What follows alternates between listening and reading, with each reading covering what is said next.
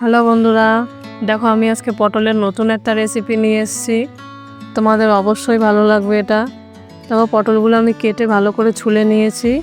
দেখো 4-5 দিন চাকু দিয়ে লম্বা লম্বা করে কেটে আমি এটাকে দেখো রেডি করে নিয়েছি। সব পটলগুলো এইভাবে আমি চিড়ে চিড়ে নেব।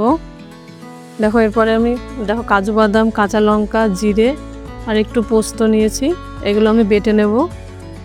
দেখো এরপর দেখো কড়াই গরম হয়ে গেলে আমি অল্প একটু কালো জিরে ফোড়ন দিয়ে পটলগুলোকে ভালো করে ভেজে নেব।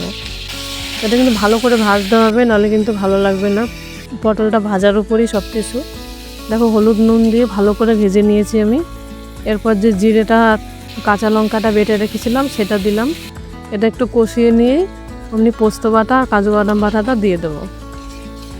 একটু কষিয়ে নিয়ে জল দিয়ে দিলাম। দেখো যে মশলা দেওয়া জলটা ছিল আমাদের কাছে সেটা দিয়ে দিলাম। দেখো হালকা করে একটু চিনি দেবো। এমনি তরকারিটা একটু মিষ্টি মিষ্টি হবে, যে যেমন ঝাল খেতে পছন্দ করে। দেখো কত সুন্দর লাগছে এটা দেখতে। আমাদের কিন্তু তরকারিটা রেডি হয়ে গেছে। দেখো নামিয়ে নিলাম আমি। দেখো মাছ মাংস তো রোজ রোজ ভালো লাগে না, তাই এরকম কিছু একটা হলে পরে মুখের স্বাদটা পাল্টে যায়।